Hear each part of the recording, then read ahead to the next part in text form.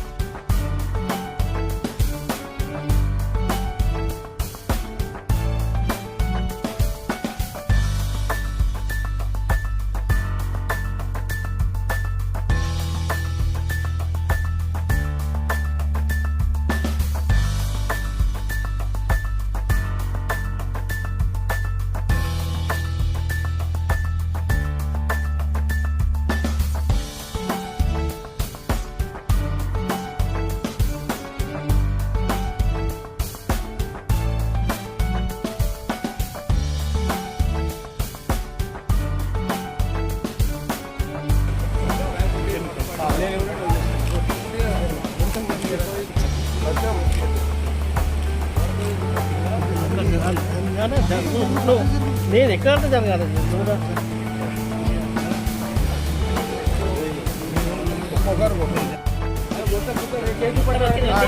నీళ్ళు పోతున్నాయి చూడండి.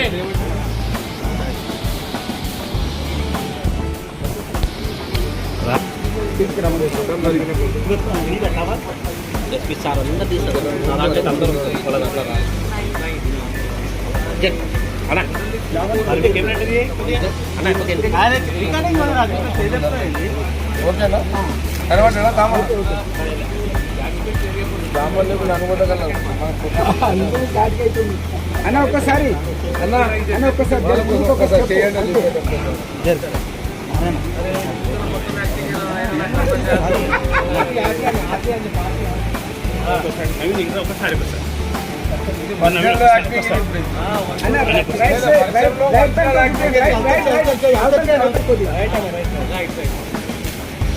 ఒరిజినల్ కదన్నా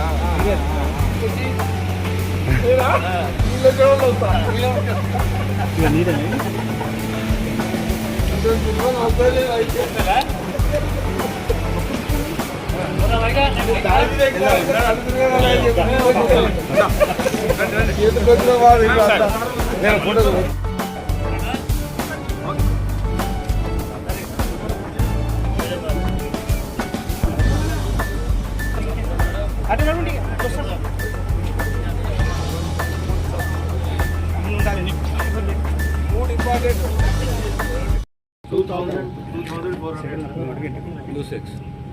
అంతేనా? అవుట్ఫ్లో 3,100 కెపాసిటీ 1.5 అంతే కదా? నమస్కారం. గత 48 గంటల నుంచి తెలంగాణ ప్రాంతంలో అధికంగా వర్షాలు, కొన్ని ప్రాంతాలలో తీవ్రంగా భారీ వర్షాలు, అందులో మన జిల్లా సంగారెడ్డి జిల్లాలో నిన్న ఈరోజు సుమారు సగటున ఈరోజు సగటున నిన్న ప్రత్యేకంగా 68 మిల్లీమీటర్స్ అంటే 6.8 cm వర్షం నమోదైంది. అన్ని జాగ్రత్తలు ప్రభుత్వం తీసుకుంటుంది. ప్రత్యేకంగా ప్రాణ నష్టం జరగకూడదు.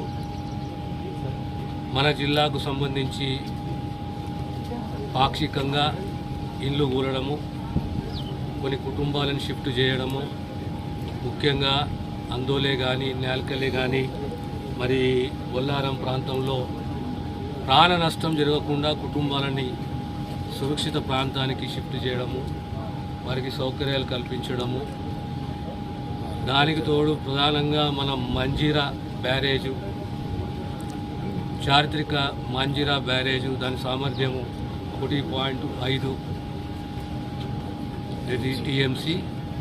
ఈరోజు మంజీరా నిండడము, ఓవర్ఫ్లో కావడము, ఒక గేటు సుమారు 1 మీటర్కు ఎత్తివేయడము, ఇన్ఫ్లో 2300 క్యూసెక్ల ఇన్ఫ్లో ఉంటే ఈరోజు అవుట్ఫ్లో 3100 అవుట్ఫ్లో.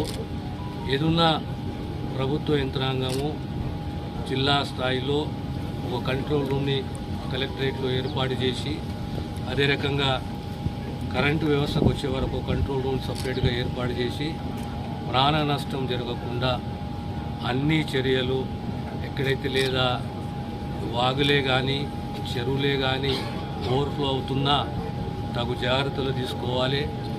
యంత్రాంగం అప్రమత్తంగా ఉంది.